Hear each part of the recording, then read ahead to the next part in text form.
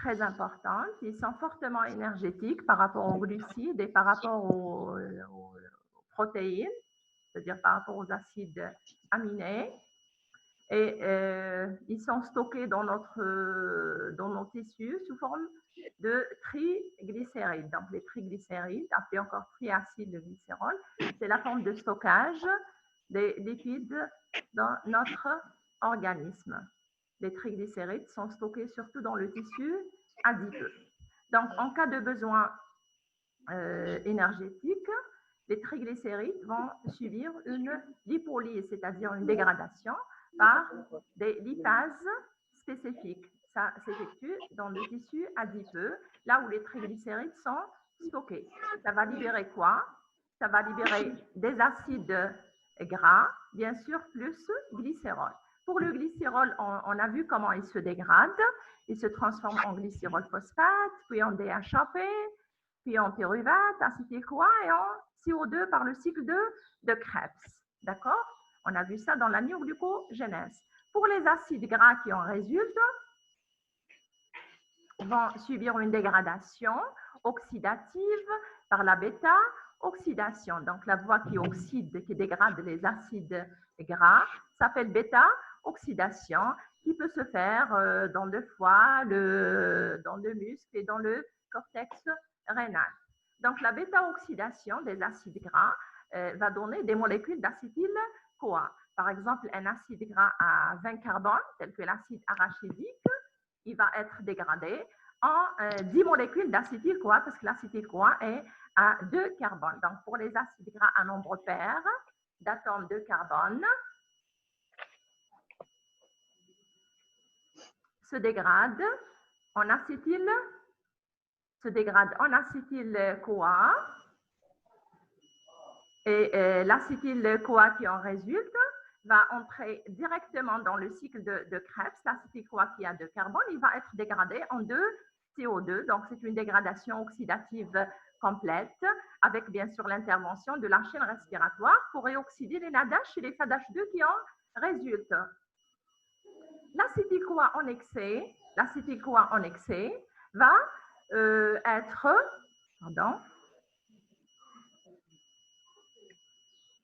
L'acétyl-CoA qui en excès va se transformer en ce qu'on appelle corps cétonique, c'est-à-dire va subir la cétogénèse, c'est-à-dire la formation de ce qu'on appelle corps cétonique. Cette réaction se fait dans le foie.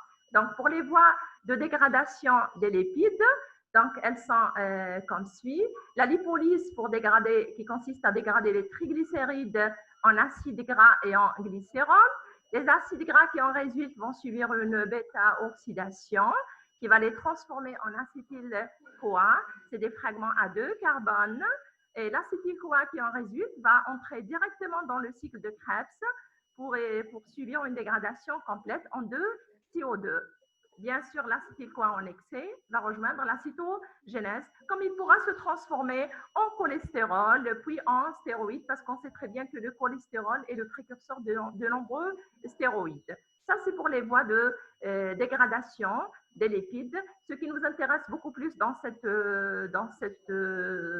dégradation, c'est la bêta-oxydation, parce que pour la lipolyse, elle se fait par des lipases tout simplement spécifiques.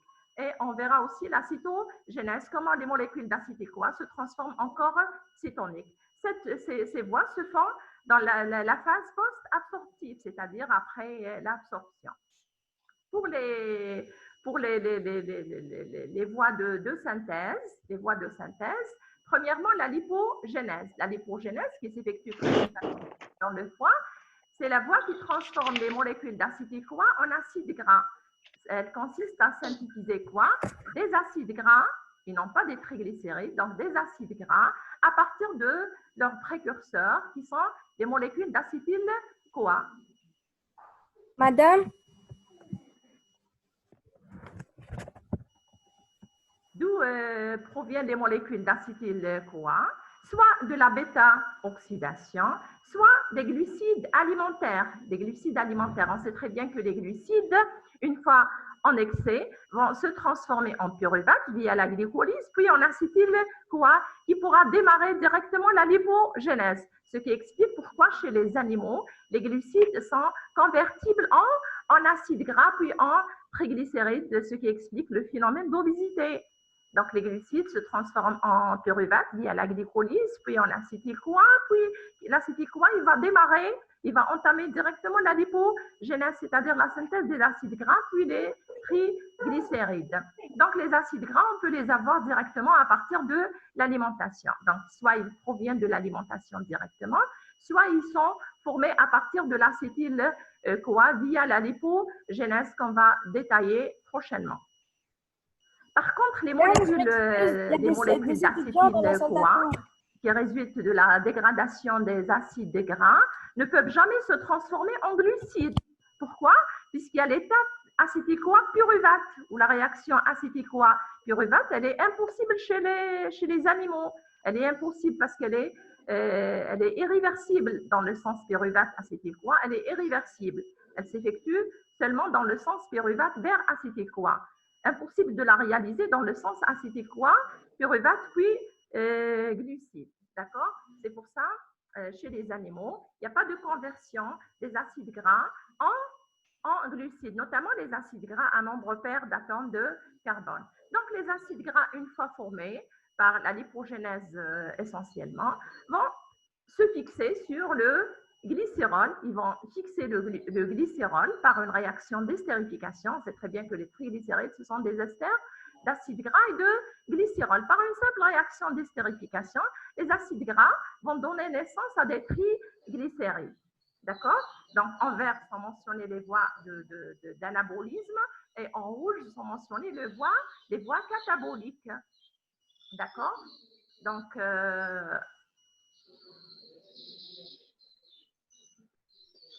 on a un autre schéma qui explique donc les voies de dégradation et les voies de synthèse. Donc, c'est une vue d'ensemble du métabolisme glucidique. Les triglycérides suivis sur une hydrolyse par la lipolyse en acides gras. Les acides gras par bêta-oxydation se transforment en acétyl-CoA. Les acétyl-CoA vont rejoindre le cycle de Krebs, c'est-à-dire le cycle de l'acide citrique pour c'est-à-dire se dégrader complètement. L'acétyl-CoA en excès, soit il se transforme en corps cétonique, soit il se transforme en cholestérol via la cholestérologénèse, c'est-à-dire la synthèse du cholestérol, qui est le précurseur de plusieurs stéroïdes. Pour les voies de dégradation, les triglycérides se transforment pour les voies de synthèse maintenant. Hein. La lipogénèse, elle consiste à synthétiser des acides gras à partir de molécules d'acétyl-CoA, qui proviennent de quoi les molécules d'acétyl-CoA? Glucides. Hein. Les glucides peuvent subir une transformation en acides gras puis en triglycérides, et certains acides aminés tels que l'alanine qui se transforme en pyruvate, puis en acétyl-CoA, puis en acide gras. Les acides gras, on peut les avoir directement, c'est-à-dire à partir de l'alimentation, là dans notre alimentation. Et par une simple réaction d'estérification, les acides gras se transforment en triacylglycérol, c'est-à-dire en graisse neutre, et il suffit qu'il fixe le glycérol comme alcool.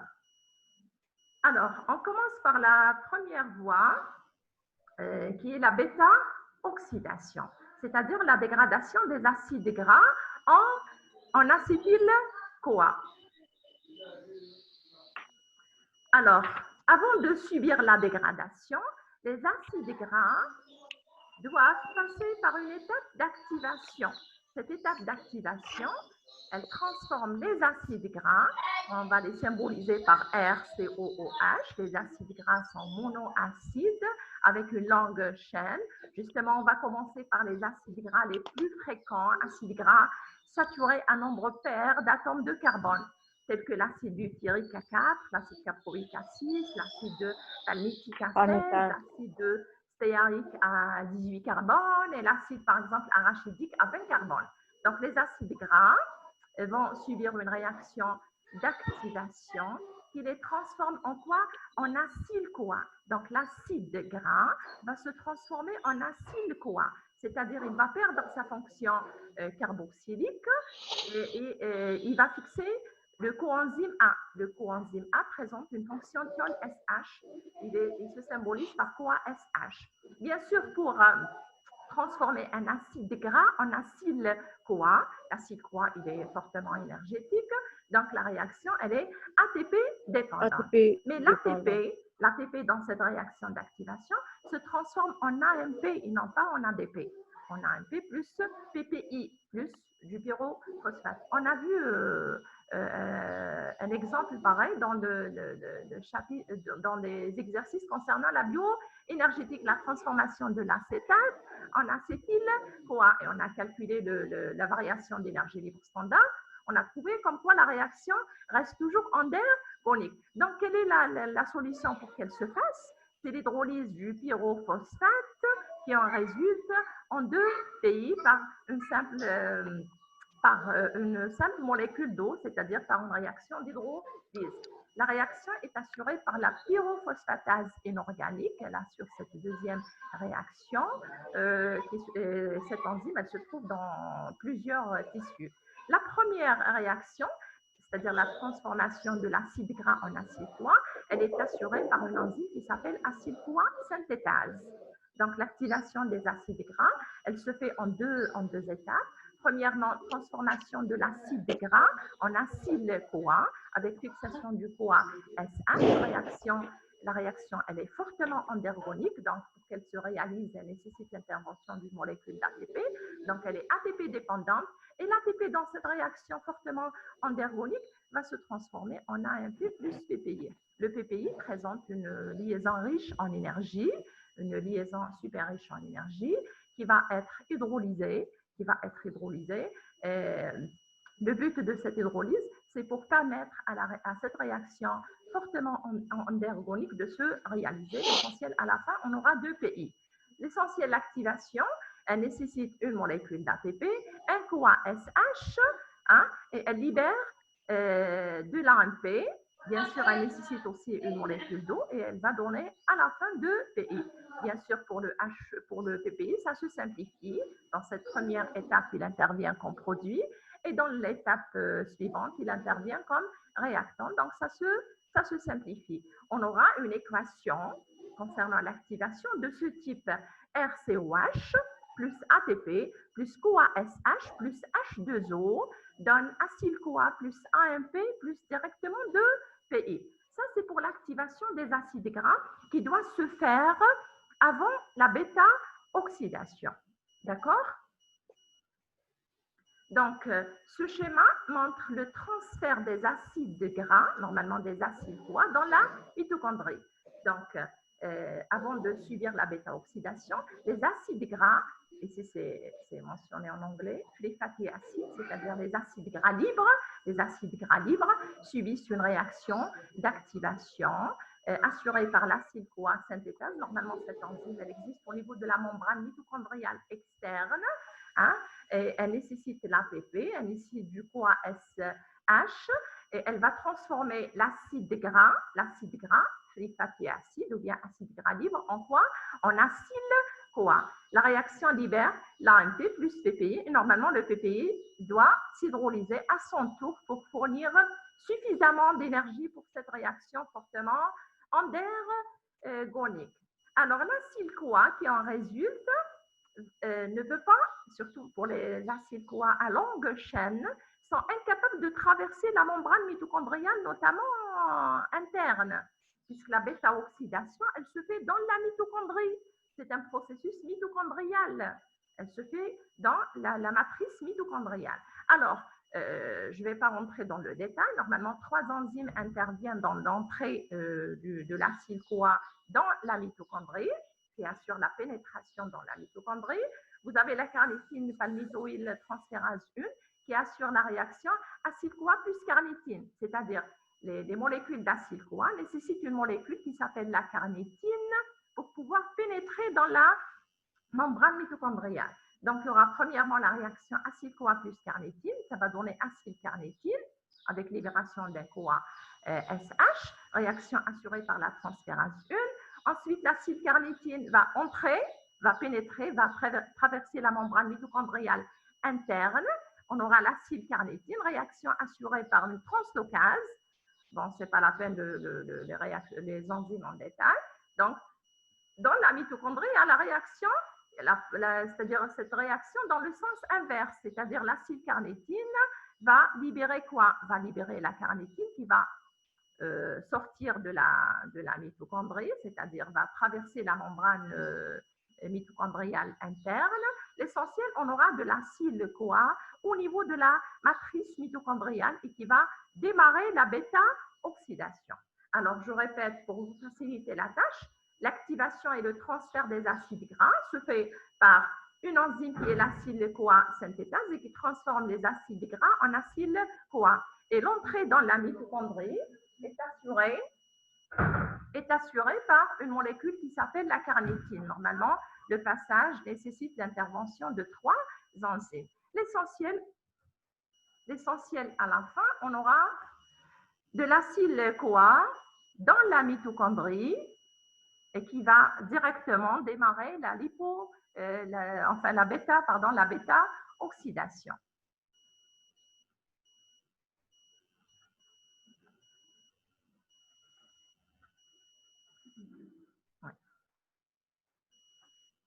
Donc, après l'activation et le passage,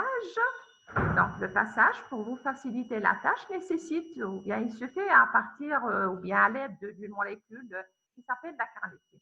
Sans cette molécule, c'est-à-dire une fois la molécule, elle est, c'est-à-dire déficitaire ou bien absente, donc les acides CoA ne peuvent jamais traverser la membrane mitochondriale interne, notamment les acides CoA à longue chaîne. Parce qu'on sait très bien que les acides gras qui prédominent dans la nature sont à longue chaîne, C16, C18, enfin même le C14, etc. Alors, pour la bêta-oxydation, la dégradation des acides gras se fait par une voie qui s'appelle bêta-oxydation. Pourquoi elle s'appelle bêta-oxydation? Parce qu'on sait très bien que les carbones des acides gras sont numérotés comme suit: 1, 2, 3, 4, ainsi de suite. Ou bien alpha, c'est-à-dire on se limite au carbone porté par la chaîne latérale, donc alpha, bêta, et ainsi de suite. Le carbone le plus concerné par l'oxydation, c'est le carbone bêta. Normalement, il y en a 2 réactions d'oxydation. La première, elle touche les carbones alpha et bêta, et la deuxième ne touche que le carbone bêta. Donc, le carbone bêta est le plus concerné par la réaction d'oxydation, d'où son nom, bêta-oxydation. Alors, vous avez ici l'acyle-CoA déjà activé au niveau de la mitochondrie, parce que la bêta-oxydation, c'est un processus mitochondrial. Donc, au lieu de COH, on aura COS-CoA, normalement avec une liaison super riche en énergie. Une liaison thioester super riche en énergie. Vous avez ici les carbones 1, 2, 3. Le carbone mentionné en rouge, c'est celui numéro 3. Ou bien alpha-bêta, c'est le carbone bêta. Ici, vous avez un acyle CoA à N carbone. Par exemple, l'acide palmitique qui va se transformer en palmityl-CoA. Acide palmitique à 16 carbone, il va se transformer par activation en acide CoA. Alors, la première réaction, normalement, la bêta-oxydation, elle se fait en 4 réactions.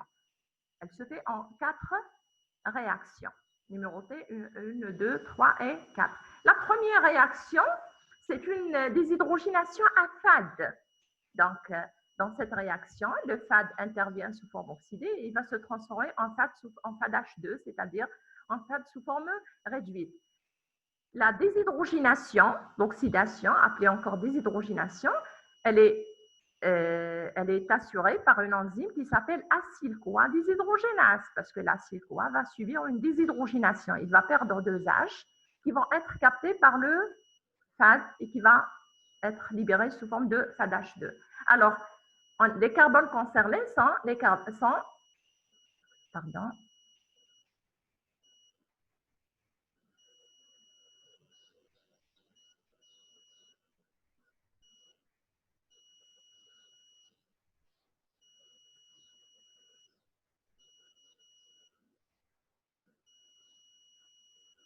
Alors, les carbones concernés par l'oxydation sont les carbones alpha et bêta. Au lieu de CH2, on aura CH. Ça va donner une double liaison. La réaction de déshydrogénation AFAD, la première étape, elle va permettre la création d'une double liaison alpha, bêta. Et remarque, cette double liaison est en configuration trans, sinon pas cis. On a vu ça dans la partie structurale. Malgré que les doubles liaisons dans les acides gras naturels insaturés sont en position cis. Ici, on a création d'une double liaison en configuration trans. Et les acides gras insaturés s'appellent aussi acides énoïques. Par contre, les saturés s'appellent anoïques. Donc, les acides gras insaturés s'appellent encore acides énoïques, d'où le nom trans de énoïl-CoA. La double liaison est portée par le carbone, elle se fait à partir du carbone numéro 2. Donc, trans 2 ou bien trans alpha, c'est la même chose, énoïl-CoA. Donc, la double liaison est en position trans, H en haut, H en bas, par exemple, hein? Donc de position opposée, en position opposée. Énoïque, parce que les acides gras insaturés s'appellent encore acides énoïques. Par contre, ceux saturés s'appellent anoïques.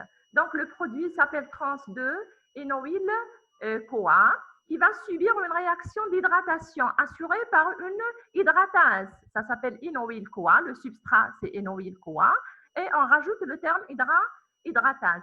Donc, l'addition, la molécule d'eau, elle va s'additionner au niveau du carbone bêta. Donc, on aura quoi?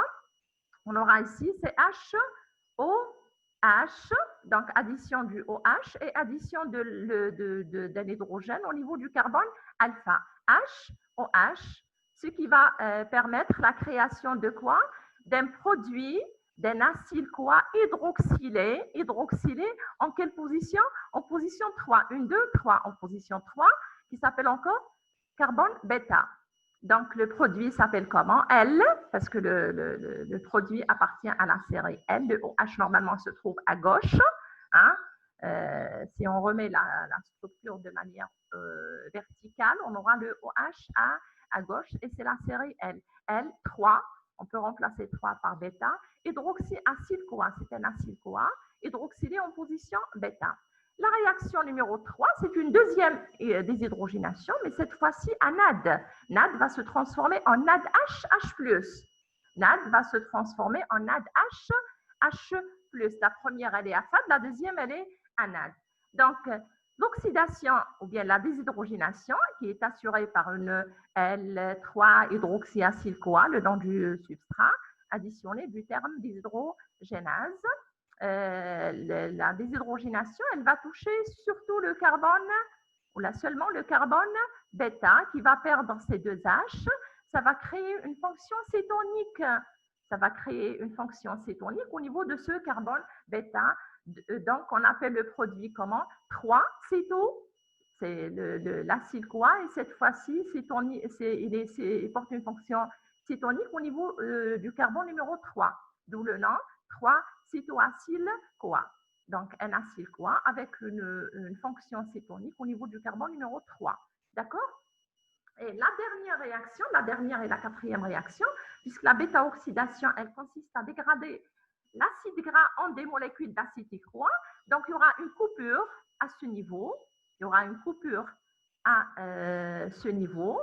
Donc, la coupure, elle se fait par une thiolase. Pourquoi? Parce qu'elle nécessite la présence d'un deuxième CoA SH, un autre CoA SH, mitochondrial bien sûr. Donc, il y aura ici, au lieu de CH3, il y aura au lieu de CH2, pardon, il y aura CH3, COS, CoA. Ça fait quoi? Ça fait libération d'un acétyl-CoA. Le H du CoA SH, il va se fixer au niveau du CH2. On aura CH3COS-CoA. Donc, libération de la première molécule d'acétyl-CoA. Et on aura quoi? On aura RCH2COS-CoA. On aura un acyle-CoA raccourci de 2 carbones. D'accord? Donc, par ce tour de bêta-oxydation, on aura quoi? Libération de la première molécule d'acétyl-CoA plus un acyle-CoA qui lui manque de carbone ou bien raccourci de 2 carbones. C'est-à-dire, si on commence par l'acide palmitique à 16 carbones, on aura quoi? On aura la première molécule d'acétyl-CoA plus un acyle-CoA à 14 carbones qui s'appelle myristyl-CoA. D'accord? On aura un acyle-CoA à 14 carbones qui s'appelle myristyl-CoA. Ça, c'est on commence par un acyle-CoA à 16 carbones. L'acyle-CoA qui en résulte, il va entamer un deuxième tour. Un deuxième tour. Ça va donner quoi? Une deuxième molécule d'acétyl-CoA plus un acyle-CoA à 12 carbones qui s'appelle lauryl-CoA, qui va entamer un troisième tour pour donner quoi? Un acyle-CoA à 10 carbones plus une troisième molécule d'acétyl-CoA. Quatrième tour, cinquième tour, sixième tour, septième tour. Alors, le septième tour qui va se faire à partir d'un acyle-CoA à 4 carbones, il va libérer directement 2 molécules d'acétyl-CoA. C'est clair? Donc, la bêta-oxydation, elle se fait dans la mitochondrie. Elle passe par 4 étapes. La première, c'est une déshydrogénation à 4 qui va permettre la création d'une double liaison alpha-bêta en configuration trans. La deuxième réaction, c'est une hydratation qui va permettre la formation d'un dérivé bêta-L-hydroxylé. La troisième, c'est une déshydrogénation, mais cette fois-ci anode, qui va se faire au niveau du carbone bêta seulement, d'où le nom de la bêta-oxydation, et qui va permettre la formation d'un acyle-CoA présentant une fonction cétonique au niveau du carbone bêta. La dernière réaction nécessite l'intervention d'un CoA-SH, mitochondrial bien sûr, qui va permettre la coupure, le clivage de la liaison entre les carbones alpha et bêta. Donc, là, on aura le CH3COS-CoA, donc une molécule d'acétyl-CoA, et le reste, c'est un acyle-CoA raccourci de 2 carbones, c'est-à-dire à 14 carbones si on commence par de l'acide palmitique. Si on commence par du palmitique-CoA, on aura de ce qu'on appelle le myristyl-CoA à 14 carbones qui va entamer à son tour donc un deuxième tour de bêta-oxydation pour avoir un C12, un troisième tour pour avoir un C10, un quatrième, cinquième, sixième, septième. Et le septième tour, il va donner directement 2 molécules d'acétyl-CoA. Alors, c'est clair, les réactions de la bêta-oxydation, normalement, la dégradation de l'acide palmitique nécessite combien de tours? Normalement, elle nécessite 7 tours. Pourquoi? Parce que le premier tour va libérer un C14, deuxième tour, il va libérer un C12, C10, et ainsi de suite, jusqu'à l'obtention d'un C4. Le C4 va libérer 2 acétyl-CoA directement. Donc,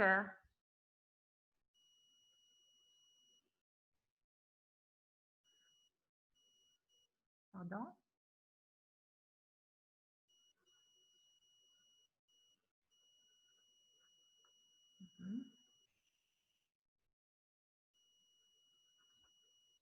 Un petit problème.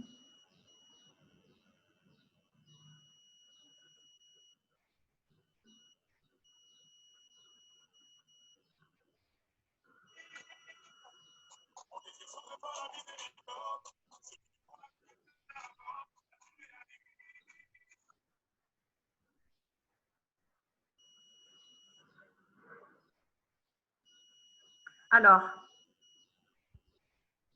pour l'équation bilan de la dégradation du palmitate, alors,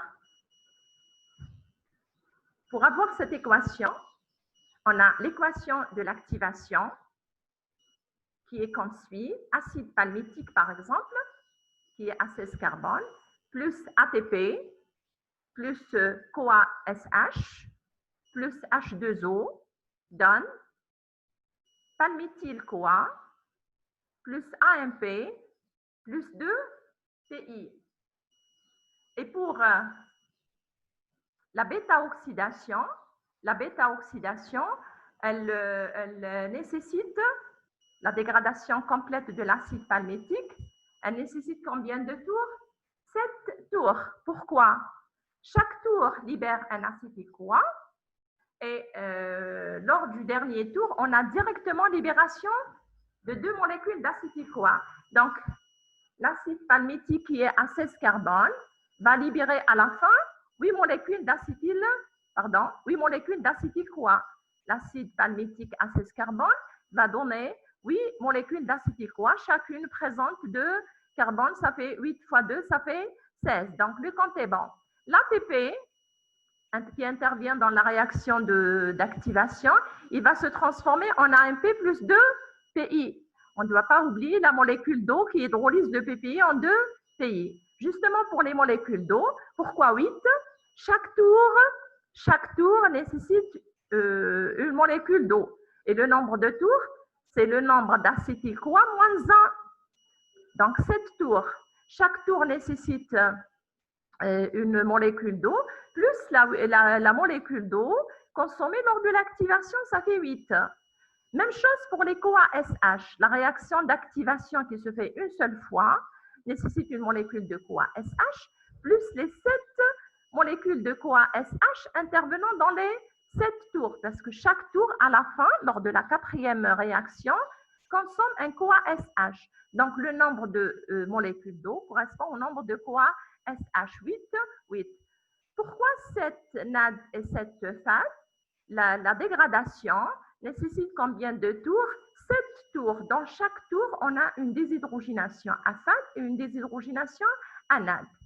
Je répète, l'acide palmitique, pour qu'il se dégrade complètement, comme il est à 16 carbones, donc il va donner naissance à 8 molécules d'acétyl-CoA. Pour avoir les 8 molécules d'acétyl-CoA, il nous faut 8 molécules de CoA-SH. Pour expliquer ce chiffre, donc chaque tour, le nombre de tours dans ce cas-là, c'est 7. Le nombre de tours égale au nombre d'acétyl-CoA moins 1. Pourquoi? Parce que chaque tour libère un acétyl-CoA, mais le dernier tour libère directement 2 acétyl-CoA. Donc 8 CoA-SH, 8 molécules d'acétyl-CoA. ATP consommé lors de l'activation. Pour les 8 molécules H2O, donc la première molécule d'eau, elle est consommée lors de l'activation pour hydrolyser le PPI en 2 PI. Et pour les 7 autres molécules d'eau, ça correspond au nombre de tours. Nombre de NAD et de FAD correspond au nombre de tours. Même chose pour les FAD et les NAD sous forme réduite. D'accord? Donc, on aura une équation de ce type. Acide palmitique plus ATP plus 8 molécules d'H2O, puis 8 molécules de CoA-SH, 7 FAD, 7 NAD sous forme oxydée. Ça va donner quoi? 8 molécules d'acétyl-CoA, AMP, 2 PI, 7 FADH2 et 7 NADH+. C'est clair? Pour l'acide palmitique, il va subir premièrement la réaction d'activation. On a mentionné l'équation de cette étape. Ensuite, il va subir 7 tours. Dans chaque tour, on a libération d'un acétyl-CoA. Et chaque tour renferme quoi? Une réaction d'hydratation, une réaction à CoA-SH, une réaction à FAD et une réaction à NAD. Pourquoi on a ici 8? Parce qu'on a consommation d'un H2O lors de l'activation et consommation d'un CoA-SH en plus. Ça fait 8. Et pour le nombre de NAD et FAD sous forme oxydée et réduite, c'est le même, donc c'est 7. Bien sûr, l'équation est équilibrée. Concernant le nombre d'atomes de carbone, 16. 8 fois 2, ça fait 16. ATP a 3 groupes en phosphate. Il va donner AMP à un seul. 2 PI, ça fait 3. D'accord? 7 FADH2, 7 FAD et 7 NADH+, 7 NAD. Donc, l'équation est équilibrée. Alors, pour calculer le bilan énergétique, pour